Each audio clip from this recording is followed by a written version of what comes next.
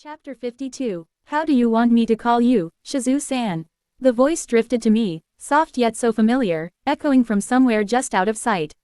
I knew that voice, but it felt distant, like it belonged to a memory I couldn't fully grasp.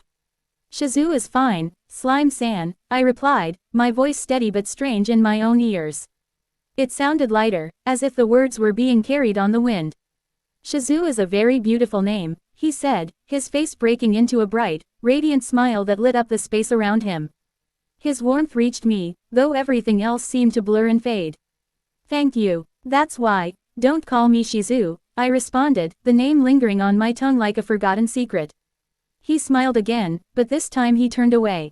The world shifted around us, and I watched as Rimuru-san walked towards a towering heavenly gate, its glow ethereal and inviting.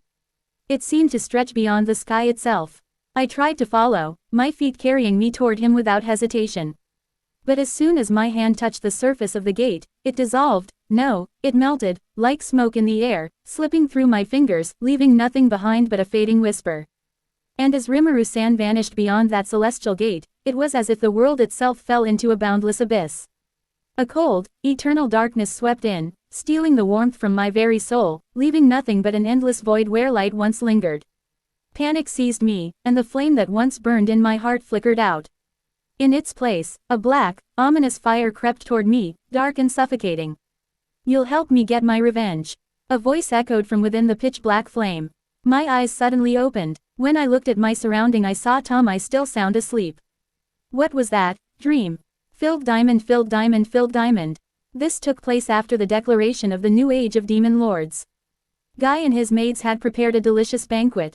Delicious, I thought to myself as I took a spoonful of one of the exquisite dishes. I had to admit, some of these recipes didn't exist in the original timeline. There was much to analyze, and perhaps I could add a few of these to Tempest's national treasures. After we had finished eating, for some reason, the council hadn't adjourned. Then, Guy spoke. I know we've addressed almost everything, but there's one thing left. When he said that, Guy pointed directly at me. A dense spatial barrier was suddenly cast, separating the demon lords from our subordinates. It was clear Guy didn't want Xian and the others hearing what was about to be discussed.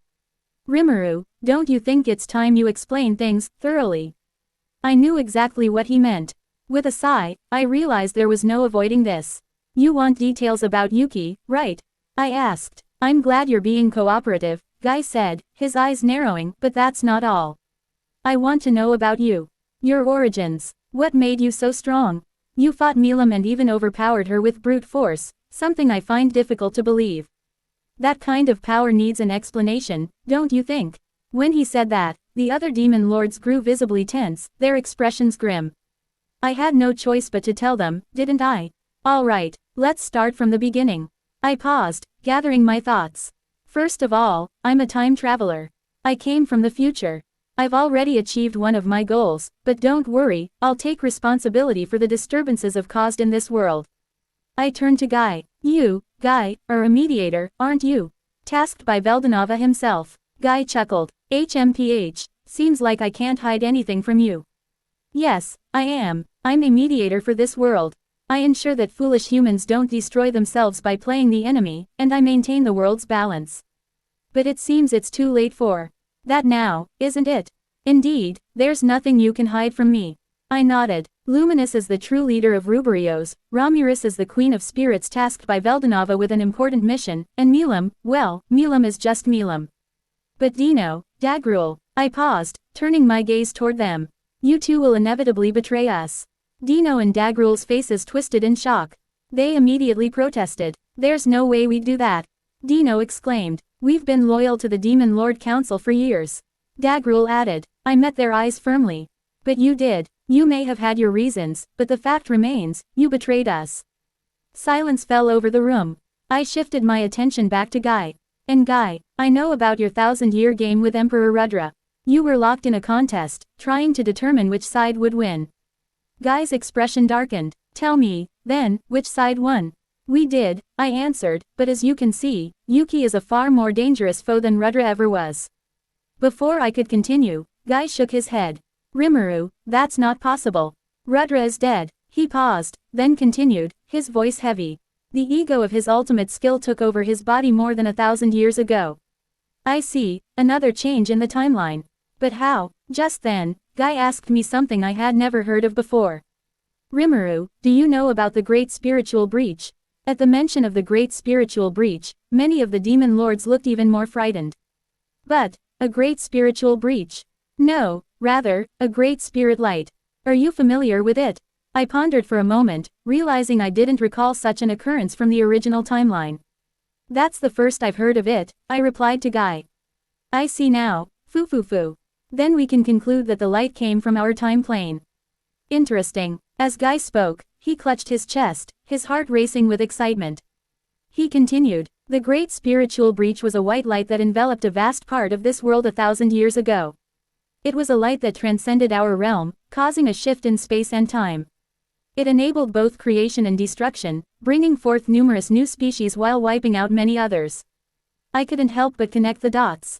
Apparently, the colorless devil Ives was born from this light, the very devil Shizu-san was currently battling with. According to Guy, it also destroyed half the population of lesser demons in the underworld, erasing them without a chance of revival. Then, can we say that some of the changes in this world stem from this event? I muttered, contemplating the implications. But the question remains, what exactly is this light? Michael, leading the Empire, began to explain why the Empire had adopted such a more aggressive stance toward the Western nations. He detailed how the Great Spiritual Breach affected the fabric of magic and skill systems, resulting in significant variations. As proof, Guy flared an abyssal magic in his hands, a new type of magic system. I examined it closely. It appears to be a magic of the same element as Azathoth. However, it wasn't quite the same. The void energy of abyssal magic was significantly less potent than the purest form found in Azathoth. Instead of utilizing nihility energy, it exchanged a substantial amount of magicals to achieve similar effects, but ultimately with reduced effectiveness.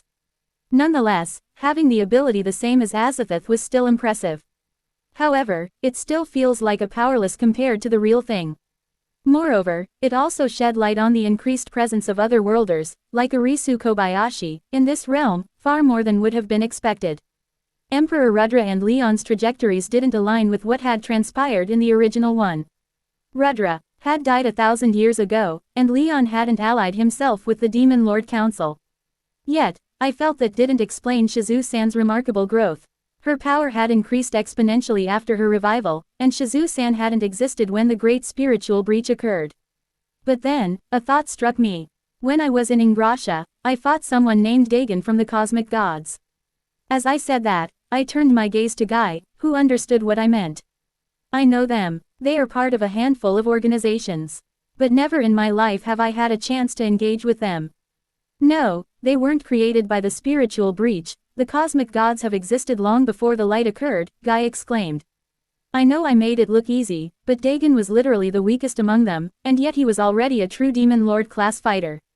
I understand. They are indeed powerful, but they avoid the Demon Lord Council at all costs. At that moment, Dagrul chimed in. I thought Veldora was your friend. I know he fought a strong virtuous god named Gabriel 1,000 years ago, and they were evenly matched. Veldora won, but the battle was not easy, especially considering Gabriel regarded himself as one of the weakest among the virtuous gods. What's strange is that they don't have counterparts, like angels and devils do. Guy added. Velzard mentioned that they are either not from this world or that the world didn't create them, meaning they are neither creations of Veldanava nor of the world he established. This means someone else has created them. Yuki is a dangerous foe, and Michael adds to the threat. On top of that, this shift may very well be part of the insect person's plans. Now, we have to deal with the cosmic gods. There is only one thing to do here. I have a suggestion. Given the looming threat of this world being destroyed, would you agree to unite the entire territories of the Demon Lords in a pact of cooperation? All of them nodded in agreement, and Guy looked at me with a smile.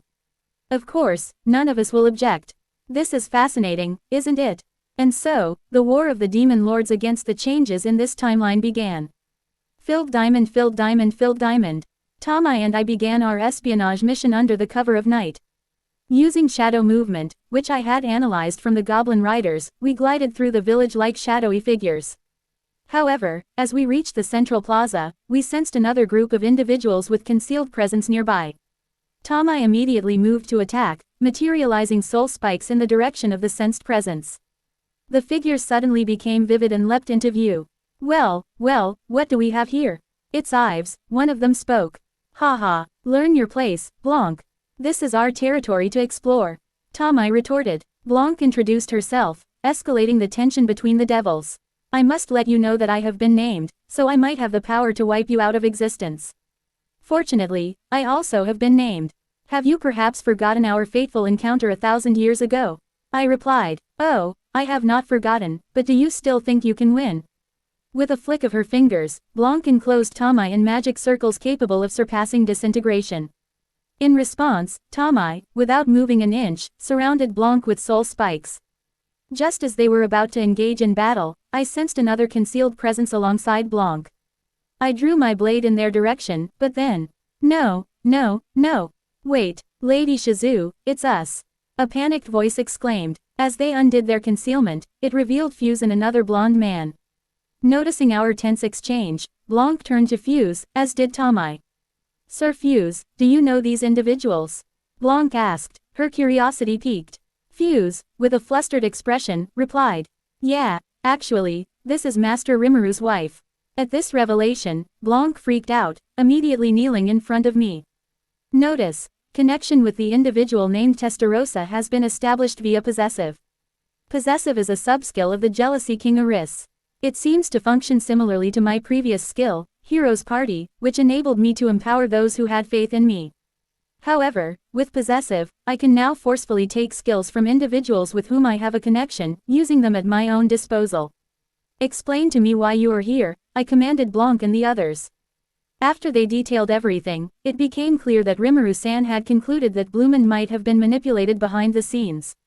Of course, as a small nation, Bloomund wouldn't possibly dream of a full-blown war against Tempest. The king's movements are unnatural, Fuse explained. As for us, we simply want to pass through the Bloomund kingdom to reach Ingrassia. I want to visit my students first, then seek out Raiju in the northern part of the western nations. I've also fought an Eastern Empire lieutenant. It seems the Eastern Empire has also become quite aggressive. Then we'll help too. But can we trust our informant in this matter? I asked. I can say that for certain. Master Rimuru trusted him after all. It's guard Myormals. Master Rimuru also asked him to be part of Tempest's powerful executives, and he is currently in the process of moving to Tempest. I see. And who is this gentleman? I asked, pointing toward the blonde man. Oh, this is none other than Hanju Masayuki, Fuse introduced him. Ah, greetings. I am Hanju Masayuki. I am also a Japanese otherworlder, like Lady Shizue and Mr. Rimuru. Ah, really? Yes. So what are you doing here? I've never met you before, I inquired. At my question, Masayuki let out a pretentious, sarcastic laugh. You're not being forced into this, are you? I muttered. Apparently, he had been pressured by Pharmas to participate in the war, succumbing to peer pressure. Rimuru-san had saved him. When he woke up, he was terrified to the core, surrounded by 3 primordial demons. Then, Rimuru-san tasked him with coming to Bloomund to investigate these matters. Not being forced, right? Ha. Lady Shizue, come with us.